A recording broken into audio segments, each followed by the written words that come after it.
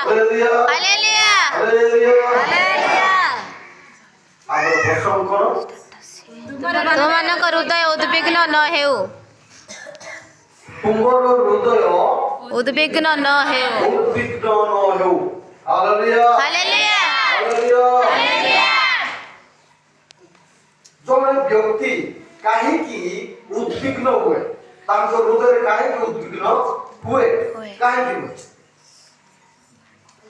କଣ ପାଇଁ ଉଦ୍ବିଗ୍ନ ହୁଏ? ଚିନ୍ତା ଚିନ୍ତା ଆଉ ଚିନ୍ତାରେ କଣ ପାଇଁ ଚିନ୍ତା କରେ? କିଛି ଯଦି ଅସୁବିଧା ଅସୁବିଧା କଣ ଅସୁବିଧା? ହାଲେଲୁୟା। ସୁସ୍ଥତା ଗୋଟେ ଦିଶ ମୋବାଇଲ ଆନ୍ସର ହଉଛି ଶରୀର ପାଇଁ। ଶରୀରରେ ଯଦି ଆମର ଶରୀର ବଞ୍ଚିବା ପାଇଁ କେତୋଟି ଆବଶ୍ୟକତା ଅଛି? କଣ? ଖାଦ୍ୟ ବସ୍ତ୍ର ବାସଗୃହ।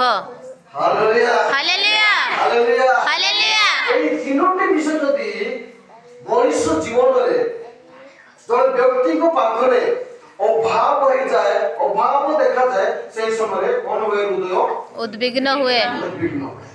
ସେତେବେଳେ ସେ ଚିନ୍ତା କରେ, ସେ ସେତେବେଳେ ବ୍ୟତିବ୍ୟସ୍ତ ହୋଇଥାଏ, ଯେତେବେଳେ ଅସହାୟ ହୋଇଥାଏ, ସେହି ସମୟରେ କଣ ହେଇଥାଏ?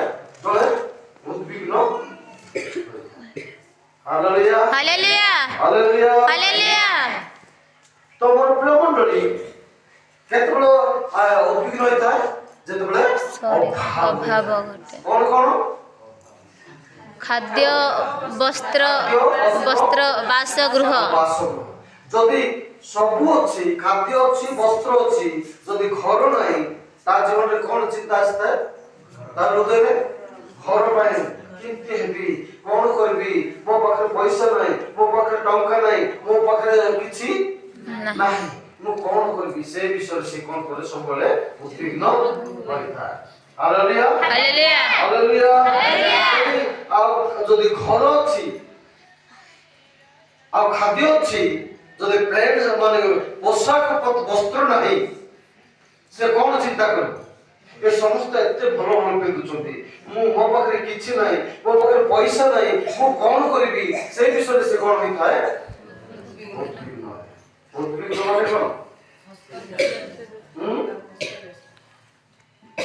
ଚିନ୍ତା ତ ରାଇଟ୍, ଚିନ୍ତା ବି, କିନ୍ତୁ ଇଂଲିଶରେ ଟ୍ରାବୁଲ ବୋଲି ଲେଖାଯାଇଛି। କଣ? ସନ୍ଦେହରେ, ମାନେ ବ୍ୟସ୍ତ ସନ୍ଦେହରେ ସେ ପଡ଼ିଥାଏ। କଣ କରିବି, କଣ? ଇଂଲିଶ ବାଇବଲ କିଏ ଆଣିଛନ୍ତି କି? କଣ ସେଠି ଲେଖା ହେଇଛି? ଆଣିଛନ୍ତି କି?